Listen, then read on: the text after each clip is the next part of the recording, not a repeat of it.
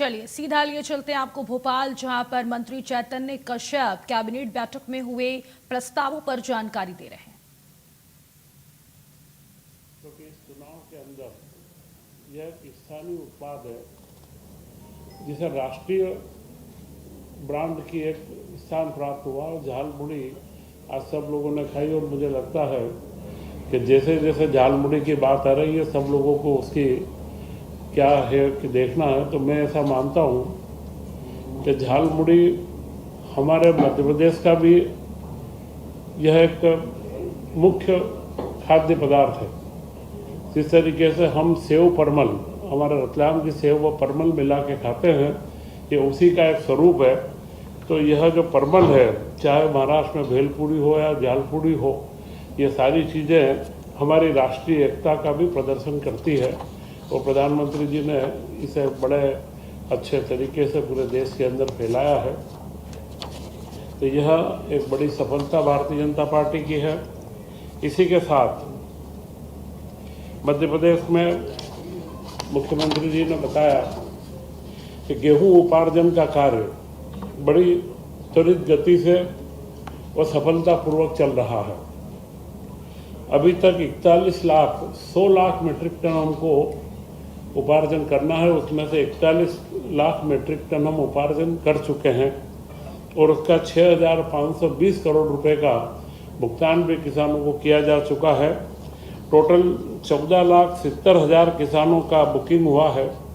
उसमें से 7,77,000 कृषक, मतलब करीब करीब 50% से ज़्यादा कृषकों का माल लिया जा चुका है।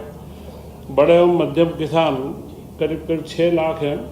इन सबका माल भी लगातार लिया जा रहा है और उसके लिए उचित गोडाउनों की व्यवस्था का भी इस महीने निर्देश जारी कर दिया है कि इनके लिए तत्काल वर्षा काल के पहले ही गोडाउन की उपलब्धता सुनिश्चित हो जाए।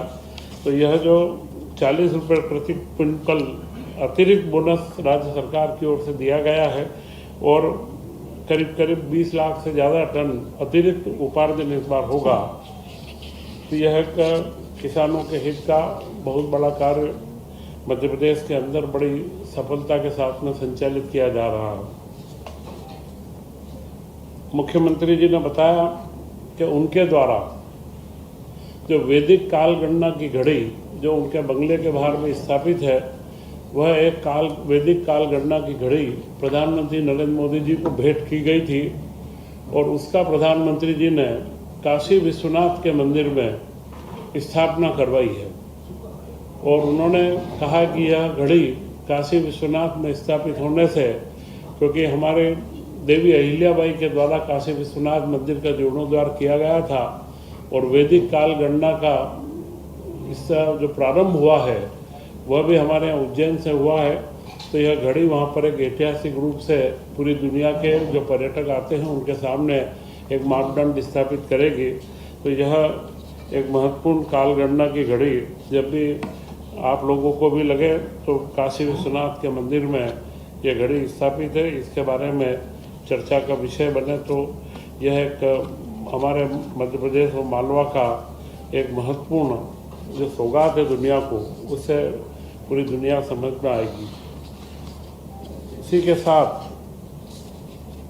इंदौर में 9 से 13 जून तक ब्रिक्स समूह का जो कृषि कार्यों का अंतर्राष्ट्रीय सम्मेलन है, कृषि कल्याण वर्ष के तहत एक ये महत्वपूर्ण उपलब्धता प्राप्त हुई है, जिसमें ब्राज़ील, रूस, भारत, चीन, दक्षिण अफ्रीका, युगांडा, मिस्र, इथियोपिया, ईरान, सऊदी अरब, मलेशिया, नाइजीरिया, थाईलैंड, संयुक्त अरब अमीरात, कोलंबिया, इंडोनेशिया सहित कुल 21 देशों के प्रतिनिधि शामिल होंगे। और 9 से 11 जून तक वरिष्ठ अधिकारियों के साथ में इन सबके कृषि वैज्ञानिक, उनके एक्सपर्ट के साथ में चर्चा होगी, जो मध्य प्रदेश में कृषि के उत्पादन को बढ़ाने में और मुख्यमंत्री मोहन यादव जी की जो मंशा है कृषि कल्याण वर्ष यह जो मनाया जा रहा है, इसके अंदर इसका एक बहुत बड़ा योगदान हमें प्राप्त होगा। इसी के साथ में उन्होंने बताया कि खरगोन में जलूद में सोलर पावर प्लांट का एक लोकार्पण किया गया।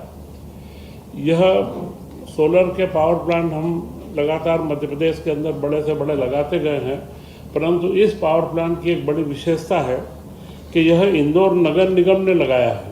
इसकी बिजली इंदौर नगर निगम लेगा और इसके लिए निजी भागीदारी का एक श्रेष्ठतम उदाहरण है। इसमें ग्रीन बॉन्ड जारी करने की परमिशन मध्य प्रदेश सरकार व केंद्र सरकार ने दी है और इसके जो बॉन्ड है वहाँ के जो 1 लाख रुपए का कम से कम एक बॉन्ड है और इसमें 8% का रिटर्न सुनिश्चित है। तो यह एक बड़ी अच्छी योजना है कि जिसमें हमारे यहाँ के स्थानीय नागरिक भागीदारी करें और उसके माध्यम से नगर निगम अपने कार्यों को आगे बढ़ा। तो इस तरीके के बॉन्ड जारी करके ऐसे प्लांट लगाने का हम प्रोत्साहन हमारे जितने स्थानीय निकाय हैं प्रदेश के उनके अंदर भी अगले समय में हम करेंगे।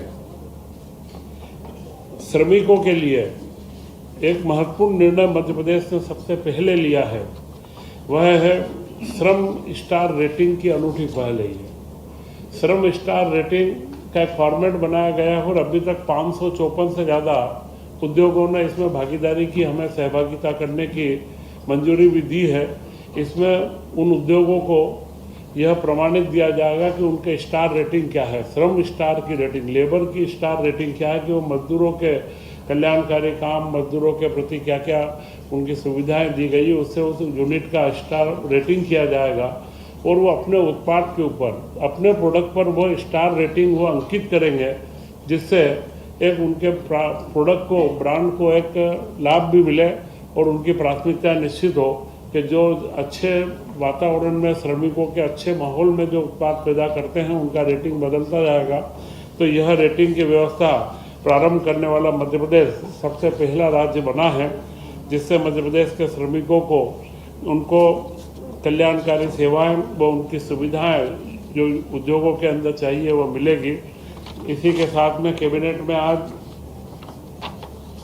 प्रधानमंत्री नरेंद्र मोदी जी की एक महत्वाकांक्षी योजना है कि दलहन का उत्पादन हमारे देश में बढ़े।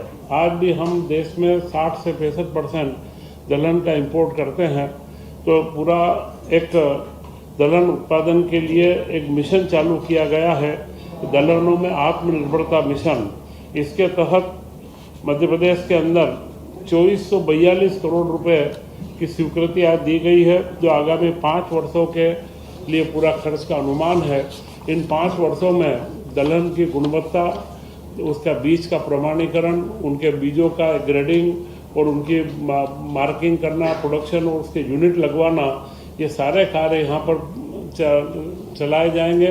प्रशिक्षण की व्यवस्था और किसानों को प्रोत्साहित करना, इन सारे कामों को इसके अंदर हम आगे बढ़ा करके, दलहन में वैसे भी मध्य प्रदेश काफ़ी आगे है, परंतु यहाँ पर ये अपेक्षा है और हम लोग इसके अंदर खरे उतरेंगे। कृषि कल्याण वर्ष में इस पर भी विशेष फोकस किया जाएगा।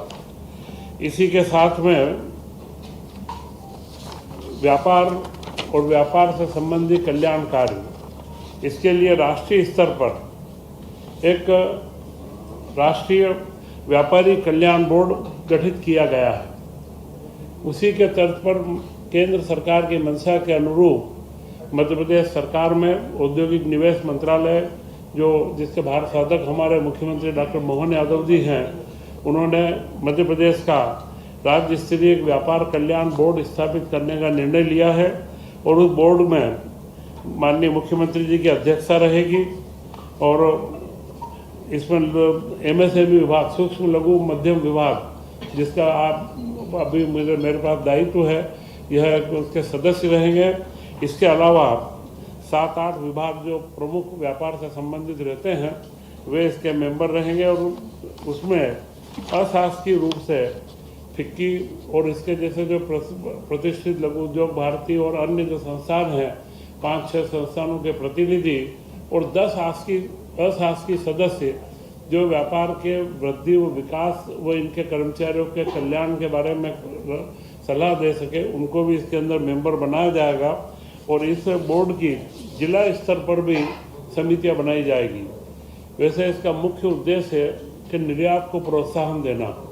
निर्यात प्रोत्साहन के लिए क्या क्या योजना है उनको, व्यापारियों को या हमारे छोटे उद्योगपतियों को समझाना और जिला स्तर तक एक माहौल पैदा करना और छोटे व्यापारियों के अंदर भी इसका बड़ा मैंडेट ये दिया गया है कि जो नियमों का सरलीकरण उसके बारे में नीतिगत प्रस्ताव देना कि कम से कम व्यापार में ईज ऑफ डूइंग बिजनेस जिसे हम कहते हैं कि व्यापारी को कम से कम शासन की बाधाओं से निपटना पड़े, उसके लिए नीतिगत सुझाव यह बोर्ड देगा।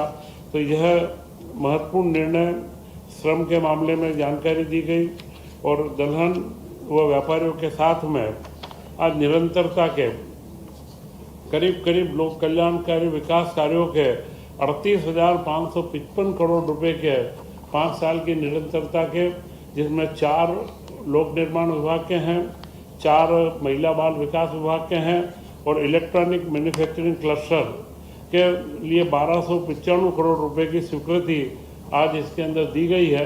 इलेक्ट्रॉनिक और मैन्युफैक्चरिंग क्लस्टर भोपाल के पास में ही एक क्लस्टर केंद्र सरकार और राज्य सरकार के उसे बन रहा है, जहाँ पर एक सेमीकंडक्टर वो उसके जितने भी कार्य रहेंगे तो यह क्लस्टर 200 एकड़ से ऊपर का जो स्वरूप ले रहा है।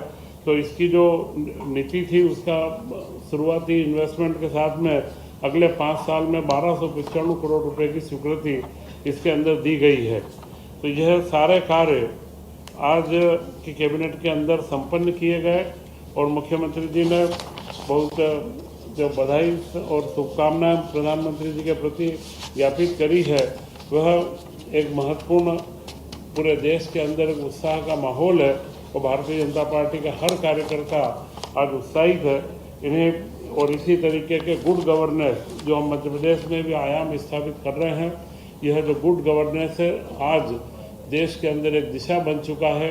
हर राजनीतिक दल को अब इस पर सोचना पड़ेगा कि राजनीति के साथ में स्वच्छ प्रशासन व अच्छी गतिशील सरकारें देना अब हमारा कर्तव्य है। इसका सीधा परिणाम आसाम में दिखा है।